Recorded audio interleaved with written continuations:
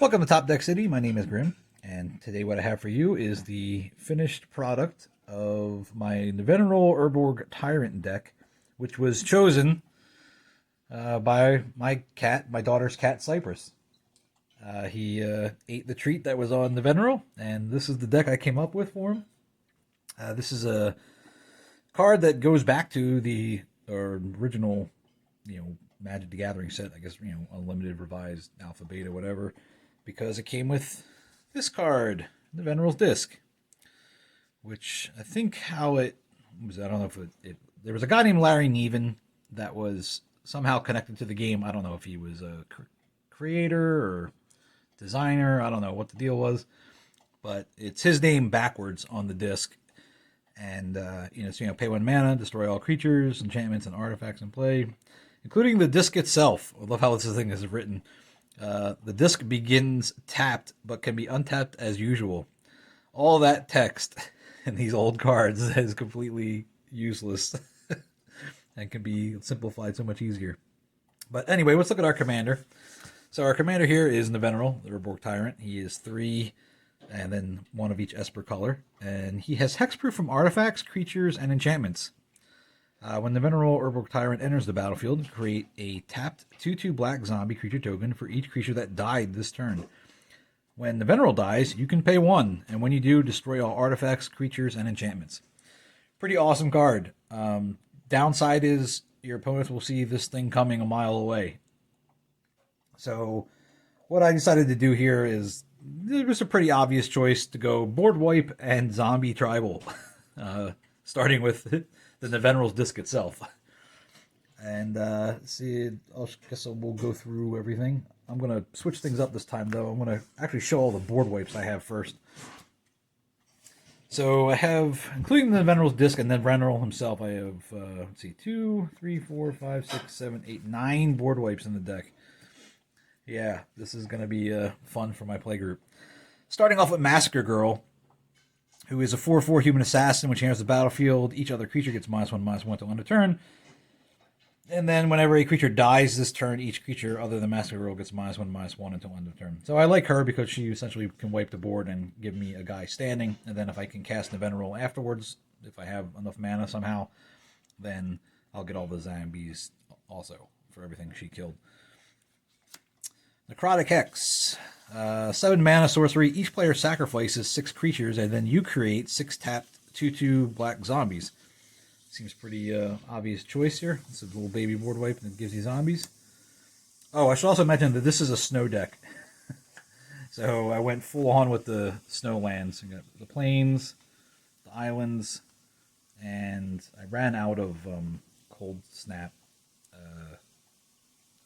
swamps, so I had to go all the way back to Ice Age to use the Ice Age swamps I have. And now I'm out of Ice Age swamps as well. So that's kind of annoying. So Blood in the Snow, 6 mana. Choose 1. Destroy all creatures, destroy all planeswalkers, and then return a creature or planeswalker card with converted mana cost X or less from your graveyard to the battlefield, where X is the amount of snow spent to cast a spell. Ingaruk's Wake, my favorite board wipe. 9 mana. Destroy all creatures you don't control and all planeswalkers you don't control.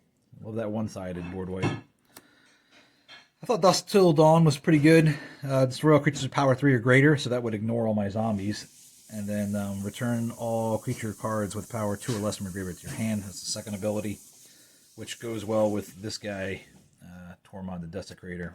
He has his own section in the deck. Kaya's Wrath. So it's 4 mana, destroy all creatures. You gain life equal to the number of creatures you controlled that were destroyed this way. And then Wrath of God, just because it's fast and easy. 4 mana, destroy all creatures that can't be regenerated. There's the board wipes. I guess the next section, we'll do the rant now. Burnished Tart, pretty straightforward. Fetch some lands. Expedition Map. There's a couple of specific lands in this deck that I thought would be useful to get with Expedition Map. And also, playing an Esper, you really need the mana fix. So yeah, Expedition Map. Talisman of Dominance, Armillary Sphere, Prismatic Lens, little mana fixer, Talisman of Hierarchy, and of course Wayfarer's Bauble. So I only have, what's that, 7 or 8. Yeah, 7 ramp cards in this deck. I probably should have more. But the curve in this deck is actually pretty low, so I'm not that worried about it. Next I have here is, we'll just go to the Torment Desecrator special section. So, Torment Desecrator, 4 mana. He's like a secret commander in the deck. Whenever one or more creature cards leave your graveyard, you create a 2/2 black zombie tapped. And Narfi also is, I guess, kind of a secret commander as well. Other snow and zombie creatures you control get +1/+1, and he's pay 3 snow, return him from my graveyard to the battlefield. So that's a pretty good deal. Risen Executioner, another guy who can leave the battlefield when he gives all zombies +1/+1 and he can't block. And when you may cast Risen Executioner from your graveyard, if you do, you pay 1 more to cast it for each other creature card in your graveyard. Gravecrawler, you may cast Gravecrawler from your graveyard as long as you control a zombie. I mean, this is all makes sense. Help Tormod out here. Blood for Bones, additional cost to cast this spell, sacrifice a creature, return a creature card from your graveyard to the battlefield, then return another creature card from your graveyard to your hand. Pretty good deal. Sabine's Reclamation. Return target permanent card with converted mana cost 3 or less from your graveyard to the battlefield. If this spell was cast from your graveyard, you may copy this spell and you may choose new targets for the copy. And of course it has flashback. Sun Titan, my old staple, probably my favorite white card ever. Vigilance 6/6. When it enters the battlefield, you may return target permanent card with converted mana cost 3 or less from your graveyard to the battlefield. So also works with Tormod. And then Ghoul Razor is a 3 mana 2/2 zombie, and when it enters the battlefield, return a zombie card at random from your graveyard to your hand. So that's pretty good. You can get a big zombie. So those are the recursion cards that also work with Tormod. Now what I have here are cards that either protect my board or flicker some stuff, but flicker it in the way that it allows it to die so that I can get triggers off of death. So Kaya the Exonerable, she is a 5 mana planeswalker that comes in with 5 loyalty. +1, put a ghost form counter on up to 1 target non-token creature. It gains when this creature dies or is put into exile, return to its owner's hand, and then create a 1/1 flying spirit with, or 1/1 white spirit with flying. -3, exile target non-land permanent. And then the -7 is you get an emblem with, at the beginning of your upkeep, you may cast a legendary spell from your hand, from your graveyard, or from among cards you own in exile without paying its mana cost. So that's pretty cool. Gets all my stuff back from exile. Displace lets you flicker 2 things. Valorous Stance, probably one of the best uncommon cards ever printed in white. Choose 1. Target creature gains indestructible until end turn, or destroy target creature with toughness 4 or greater. And has Kai's Ghost Form. This does what her +1 ability does. You enchant a creature or planeswalker at control, and when it dies or is put into exile, you return that card to the battlefield. Supernatural Stamina. Till the end of turn, target creature gets +2/+0, and when this creature dies, return to the battlefield tapped under its owner's control. And then Conjurer's Closet, which is at the beginning of your end step, you may exile target creature you control, then return that card to the battlefield under your control. So lots of blinky shenanigans. I probably could have put Eerie Interlude in here, but I decided to play with some of the lesser known black cards that return things to the battlefield instead. Next category I have here is, well, it's Lord of the Accursed. So other zombies you control get +1/+1, and then all zombies gain menace. So he's sort of a win condition. You can give all your zombies menace and swing for the fences. But the rest of this section here is clones. So we got Clever Impersonator. Enters the battlefield as a copy of any other non-land permanent on the battlefield. Glasspool Mimic enters the battlefield as a copy of a creature I control, except for it's a shapeshifter rogue in addition to its other types, and it's also a land. Evil Twin. You may have Evil Twin enter the battlefield as a copy of any creature on the battlefield, except the gains pay 2 and destroy target creature with the same name as that creature. And then Sakashima's Protege, 6 mana, 3/1 flash cascade. And you may have Sakashima's Protege enter the battlefield as a copy of any permanent that enter the battlefield this turn. So I think all these cards will be useful in the deck because, let's just say I cast Nevinyrral after a board wipe in some instance. And then I play Sakashima's Protege, have it copy Nevinyrral, so I get double the amount of zombies, even though I'm going to lose one of them. But still, I thought it might be like a fun little mechanic to work with. Next I have here is my spot removal. There's a good amount of this. The deck is slow, so I need to regulate the board in order to build up my board state to do what I want it to do. Utter End, exile target non permanent, return to dust, exile 2 artifacts or enchantments if you cast it during your main phase. Mortify, destroy target creature or enchantment. Liliana, Untouched by Death. Put the top 3 cards of your library into your graveyard. If at least one of them is a zombie, each opponent loses 2 life and you gain 2 life. I don't really care about that. This -2, target creature gets -X until end of turn, where X is the number of zombies you control. That's pretty cool. And then -3, you may cast zombie cards from your graveyard this turn. Also cool. Priest of the Haunted Edge. He's a zombie cleric. He's an 0/4, and he sacks himself to give target creature -X until end of turn, where X is the number of snowlands you control. But you can only activate that ability as a sorcery. Murderous Rider. He's a zombie knight with adventure, and the swift end part of it is destroy target creature or planeswalker. You lose 2 life. He's a 2/3 lifelink, and when he dies, you put him on the bottom of your owner's library. Fleshbag Marauder. Zombie Warrior. When he enters the battlefield, each player sacrifices a creature. And counterspells. So we got Saw It Coming. It's the Foretell counterspell. Actual counterspell, just counter target spell. And then Negate counter target non-creature spell. Next I have here is my card draw section. Starting with Liliana Standard Bearer. It's a 3/1 flash zombie knight. And when it enters the battlefield, you draw X cards, where X is the number of creatures that died under your control this turn. Pretty good deal. Tombbound Lich, 3-mana Death Touch lifelink, zombie wizard. When it enters the battlefield or deals combat damage to a player, you draw a card and discard a card. Mentor of the Meek.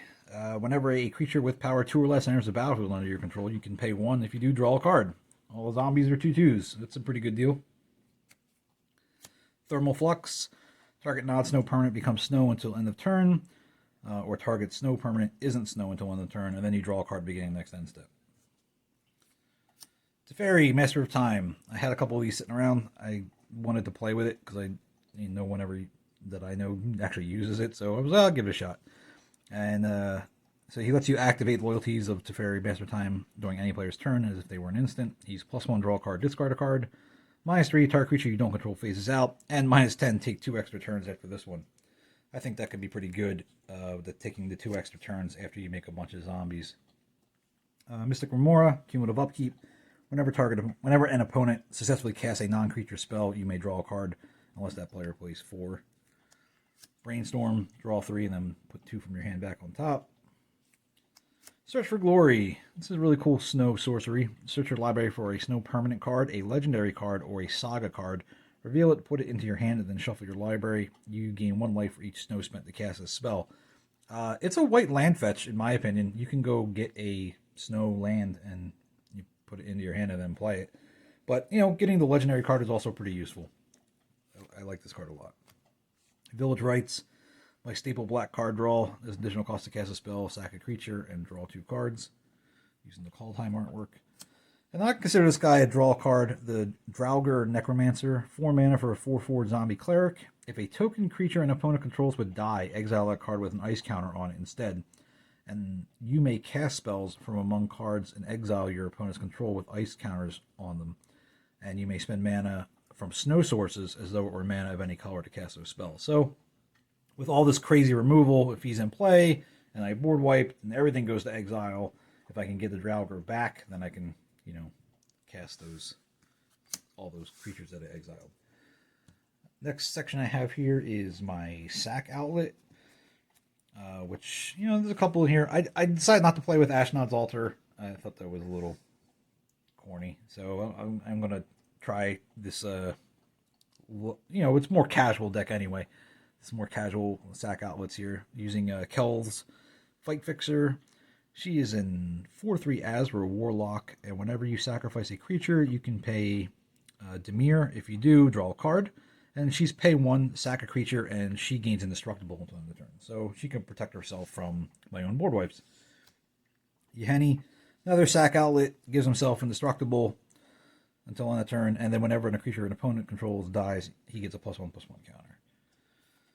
And then Viscera Seer, Vampire Wizard, sack a creature, scry 1. So these are all things that, if I need to sack a bunch of stuff and then cast a Nevinyrral to get zombies, I could do that. Or someone's going to take my stuff, I sack it off so that they can't steal it. And this last category, I guess, are my win conditions. So we have Rise of the Dreadmarn. Create X/2/2 Black Zombie Berserker creature tokens, where X is the number of non-token creatures that died this turn. So if I board wipe and say it's foretelled, which would be nice, it's only be 1 black, then I can just build a zombie army off of everyone's dead creatures. Command the Dreadhorde, sort of a similar concept of just taking stuff from people's graveyards. Choose any number of target creature cards and planeswalker cards in graveyards. Command the Dreadhorde deals damage to you equal to the total converted mana cost of those cards, and put those cards on the battlefield under your control. We'll see how that works. Scarab God. He's 5 mana for a 5/5. At the beginning of your upkeep, each opponent loses X life, and you scry X, where X is the number of zombies you control. Pay 4. Exile target creature card from a graveyard. Create a token that's a copy of it, except it's a 4/4 black zombie. And then when Scarab God dies, return it to its owner's hand at the beginning of the next end step. So what a great card for this deck. I will be blowing up boards constantly, and then Scarab God will just go back into my hand. He can exile stuff from other people's graveyards, and then I get zombies. If I exile stuff from my own graveyard, both Scarab God and Command the Dreadhorde also work with Tormod, so then they'll be making an extra 2/2 zombie on top of that. So pretty good synergy there. And now all the corny stuff. Cruel Celebrant, 2 mana for a 1/2 vampire. Whenever Cruel Celebrant or another creature or planeswalker I control dies, each opponent loses 1 life and I gain 1 life. Wayward Servant, 2 mana, 2/2. Whenever another zombie enters the battlefield under my control, each opponent loses 1 life and I gain 1 life. Let's keep it going. Corpse Knight, 2 mana for a 2/2 zombie knight. Whenever another creature enters the battlefield under my control, each opponent loses 1 life. And one more, Diregraph Captain, 3 mana for a 2/2 zombie soldier, Death Touch. Other zombie creatures I control get +1/+1. And whenever another zombie I control dies, target opponent loses 1 life. So all these guys together with the clones could really be super annoying for people just getting their life chipped away, especially when I board wipe and then all those triggers go on the stack. As far as lands are concerned, didn't go too crazy with this one either, but interestingly, I have more Dimir dual lands than any other type of dual land. For whatever reason, I just seem to get them all the time. So I have High Market in here, sack a creature, gain a life. Myriad Landscape, it's pretty good with Sun Titan. Ice Tunnel, Ice Island Swamp, and it's Snow. Glacial Floodplain, Plains Island, and it's Snow. Prairie Stream, Plains Island, and when there's the battlefield, tapped unless you control 2 or more basic lands. Command Tower, and then Watery Grave, Island Swamp. You can pay life and it doesn't enter the battlefield tapped. Sunken Hollow, Island Swamp. When there's the battlefield, tapped unless you control 2 or more basic lands. And then Arcane Sanctum, which is the Esper tri-land. And that's pretty much it. Everything here will synergize pretty well with Nevinyrral. And I'm hoping it doesn't cause too much salt with all the board wipes. But we'll see what happens. Thanks for watching.